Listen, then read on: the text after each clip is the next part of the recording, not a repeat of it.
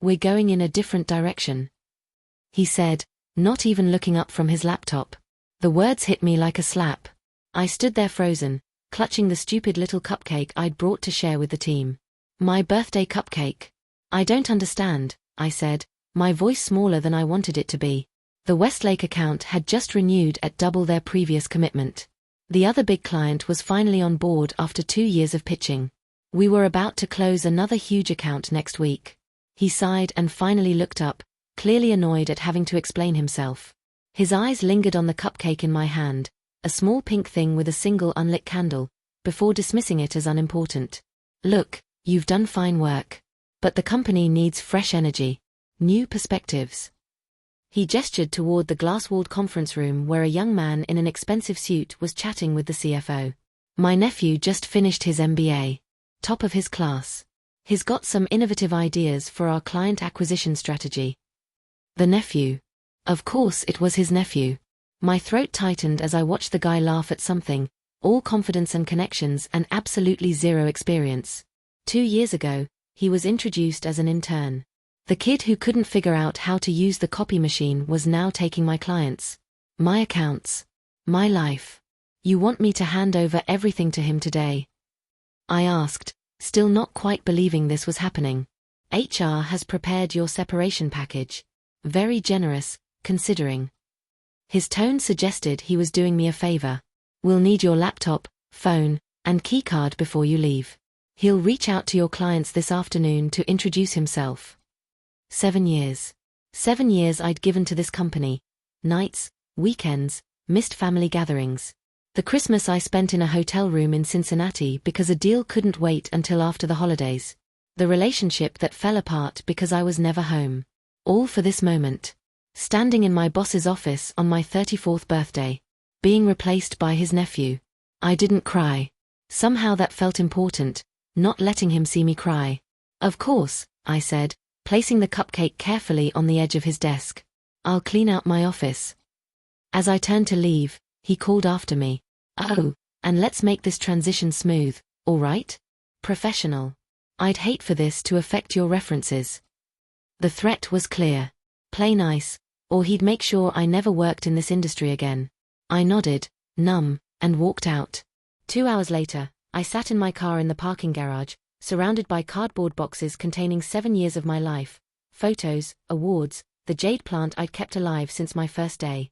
But not my client files. Not my contacts. Not the deals I'd built from nothing. Those belonged to the company. To him. To the nephew now. The security guard had watched me the entire time I packed. "Company policy," he'd said apologetically. Like I was a thief.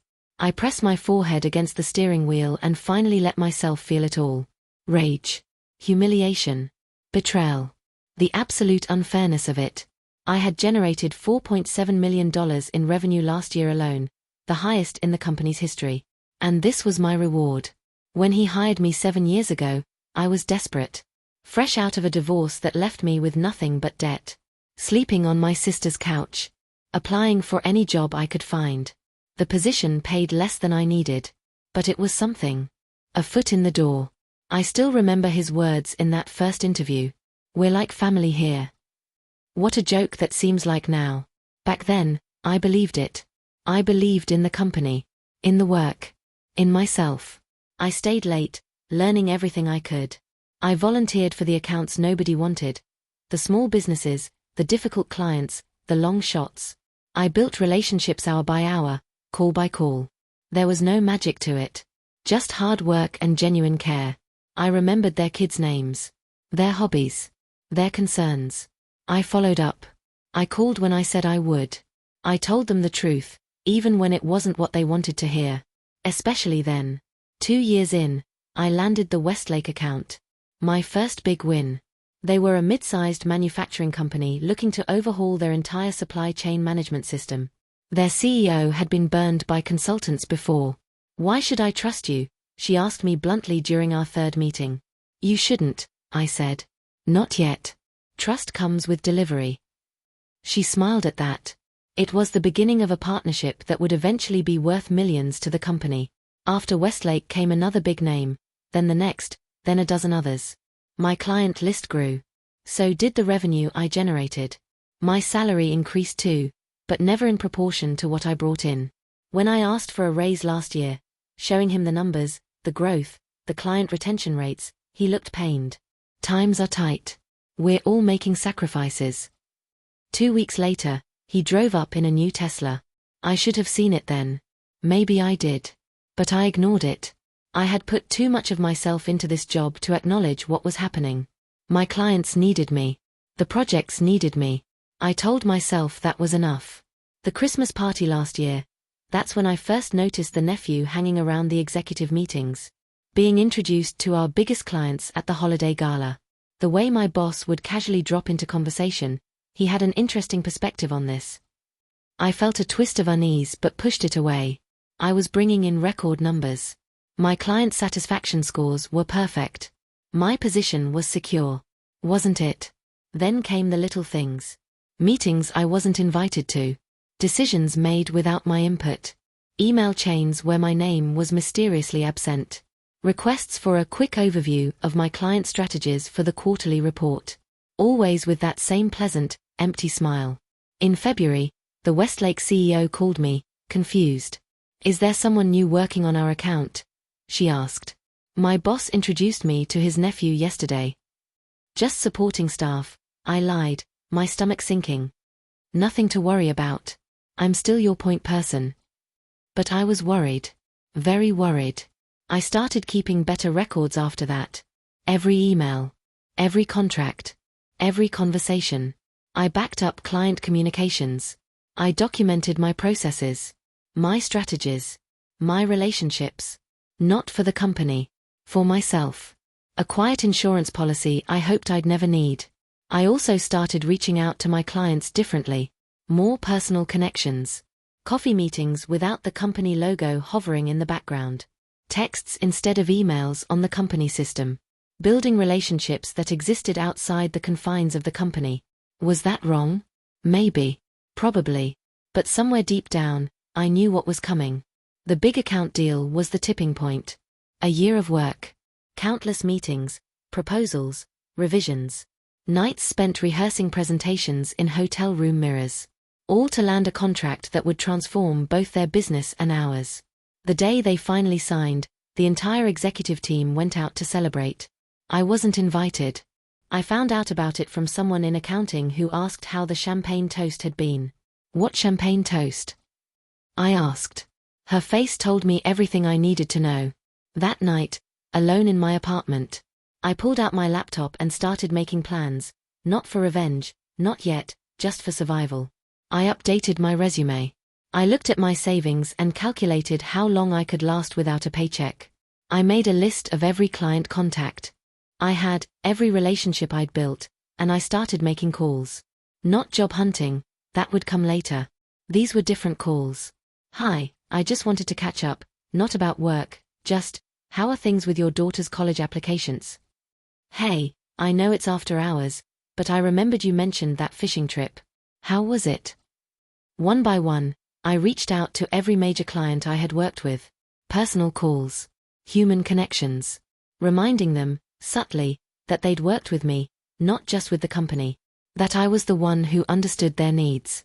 Who had earned their trust. Was I preparing for the worst? Yes. Was I being paranoid? I didn't think so. But even then, I never imagined it would happen on my birthday. HR gave me a cardboard box for my things and a manila envelope with my separation agreement. They explained the terms while I half listened, still in shock. 6 weeks severance. Healthcare through the end of the month. A non-disparagement clause. And the kicker, a non-compete so restrictive it basically barred me from working in my field for a year within a 100-mile radius. "If you could sign this today, we'll process your final paycheck immediately," the HR director said, sliding a pen toward me. I stared at the pen, at the papers, at the box where I was supposed to put 7 years of my life. "I'll need to review these documents with my attorney," I said, finding my voice at last. "I'm sure you understand." The smile tightened. "Of course. But we do need your company property before you leave the building." I handed over my laptop. My phone. My key card. Each item felt like giving away a piece of myself. As I packed my personal belongings, I could see someone through the glass walls of my office, my former office, being led around, introduced to my team. They looked confused, uncomfortable. A few glanced my way but quickly averted their eyes when they saw me watching.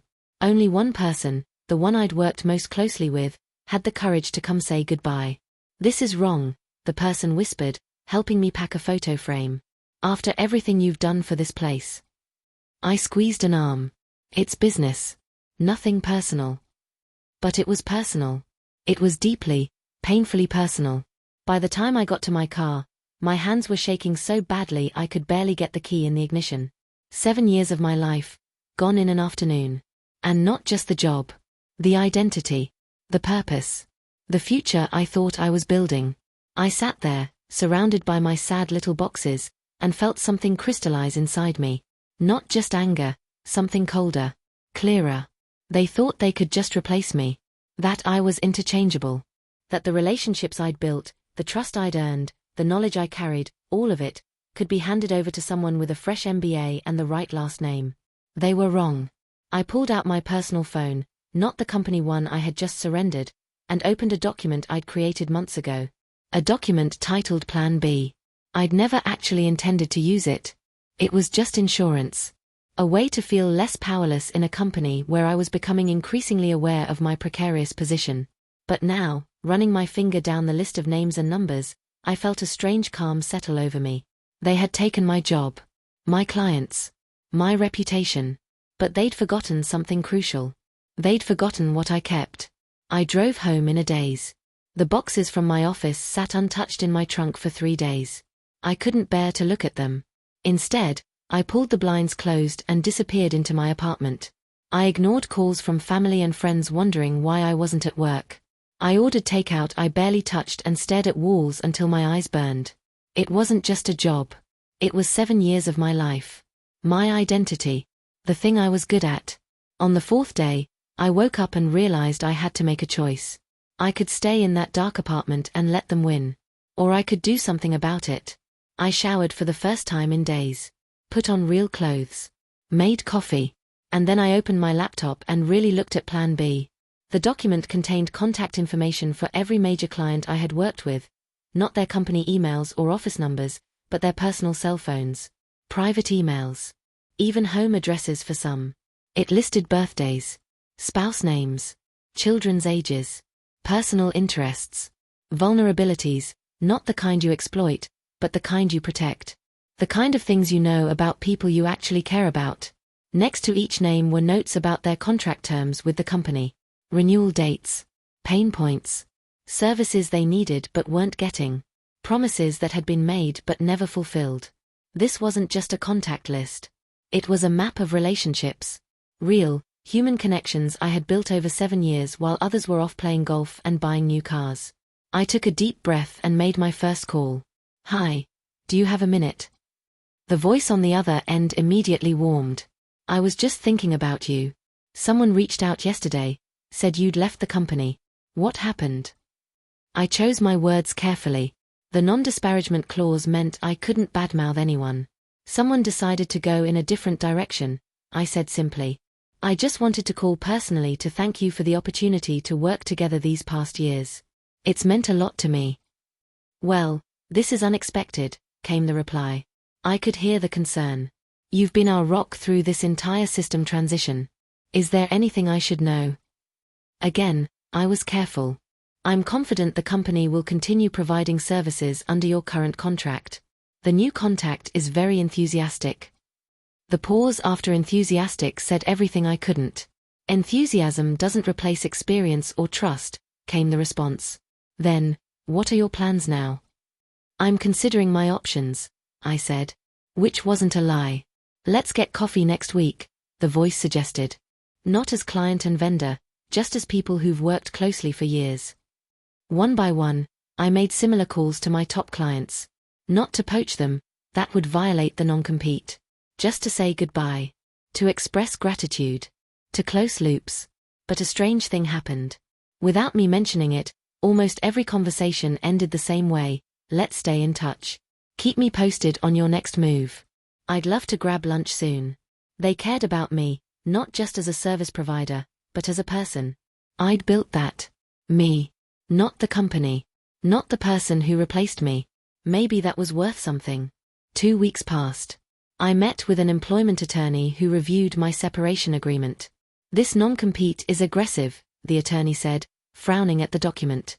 But not necessarily enforceable. Especially given the circumstances of your termination. Did they give you any warning? Performance improvement plan? Documentation of issues? Nothing. I said I was their top performer. She made some notes, and this was the same day they brought in the owner's nephew. I nodded.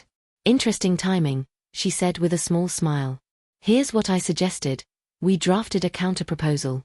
I would sign an amended agreement that limited the non-compete to direct competitors only, not the entire consulting industry, and reduce the geographic restriction to 25 miles, not 100. In exchange, I wouldn't challenge the termination or pursue any claims against the company. The owner rejected it immediately. His response came through the company's attorney. Sign the original agreement or forfeit the severance package. Fine. I'd survived without their money before. I could do it again. I declined the severance and returned the unsigned agreement. That evening, I got a text from a former colleague. The new guy bombed the Meridian pitch today, completely tanked it. They're walking. I felt a pang of satisfaction, quickly followed by guilt. The Meridian deal would have meant bonuses for the whole team, including that colleague. My revenge shouldn't hurt the people who weren't responsible. But then came another text. A long-term client had called the owner directly, said they're reviewing their contract options. My coffee with that client had been pleasant. We talked about her daughter's college acceptance, her husband's new hobby, the vacation she was planning. Business didn't come up until the very end. I'm not asking you to say anything inappropriate, she'd said carefully, but as someone who's trusted you for years, I'd appreciate your professional assessment of our current situation with the company. I'd considered my words carefully. The company has excellent technical capabilities, but in my experience, successful consulting relationships depend on trust, communication, and a deep understanding of client needs. Those things take time to develop. She had nodded slowly. Indeed they do. Now, reading the text, I wondered if she had taken that conversation to heart. A month after my termination, I made a decision. I couldn't work directly in my field due to the non-compete threat, but I could teach. I reached out to the local university and offered to guest lecture on business relationship management for their MBA program. No pay needed, just the opportunity to share what I knew. They accepted immediately. And that's how, 6 weeks after losing everything, I found myself standing in front of a classroom of graduate students, talking about the work I loved. Consulting isn't about having all the answers, I told them. It's about asking the right questions. It's about listening, really listening, to what people need, even when they don't know how to express it. After class, several students approached with questions. One handed me her card. My father runs a manufacturing business, she said. He's been looking for someone to help streamline their processes. Would you be interested in meeting him? By month 2, I had 3 independent consulting clients, all in industries different enough from the company's focus to avoid non-compete issues. Small businesses with small budgets, but real problems I knew how to solve. I worked from my dining room table, kept my overhead low, and slowly, carefully, began rebuilding. I also kept in touch with former clients from the company, just friendly check-ins. How are things going? How's your daughter enjoying college? Did you take that fishing trip? And they told me things, not because I asked, but because they wanted to. This new guy doesn't understand our system at all. We had to explain our entire workflow from scratch. He keeps pushing services we don't need. I never commented. Never suggested they leave the company. I just listened, and remembered. Meanwhile, through my former colleague and others, I heard what was happening inside. The new guy was struggling. The clients I'd nurtured for years were growing frustrated. Revenue was down. The owner was increasingly irritable, blaming everyone but himself and his nephew. 3 months after my firing, I received an unexpected email from that client, starting a new consulting search. Wondering if you're available to discuss. Not related to current provider. We met for dinner the following week.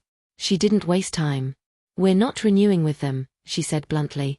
The service quality has dropped significantly. Your replacement seems more interested in upselling us than understanding our needs. I nodded but said nothing. Our contract allows us to give 30 days notice, she continued. I'm preparing to do that next week. Before I do, I wanted to ask, what exactly are you doing now? I explained my situation, the non-compete, the independent consulting for smaller businesses, the teaching. She listened carefully, then said, what if I told you we're establishing a new subsidiary? One that would need an entire consulting team for a complete digital transformation. I frowned, not understanding. We're creating a separate entity for our East Coast expansion, she explained. New company. New EIN. New everything. It would need a head of operations, someone who understands both technology implementation and relationship management. She smiled slightly. The subsidiary would be headquartered 26 miles from the company's offices. I checked, just outside the non-compete's geographical restriction. Are you offering me a job? I asked, stunned. Better, she replied. I'm offering you a division, with a budget to build your own team. It took a moment for the implications to sink in. I could hire people. I could create something new.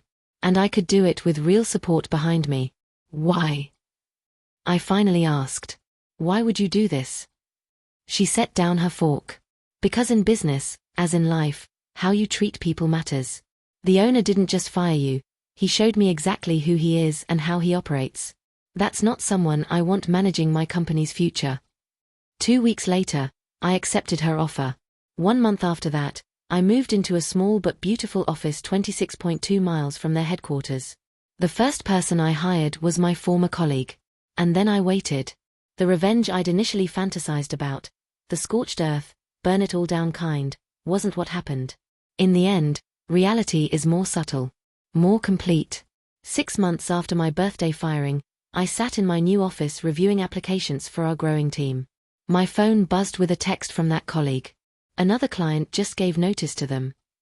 A week later, Meridian officially terminated their contract. Then came the next update. The owner was calling emergency revenue meetings every morning now. I didn't poach a single client. I didn't have to. They were leaving on their own, one by one, as the new guy proved incapable of maintaining the relationships I'd built. Some came to us at the new subsidiary.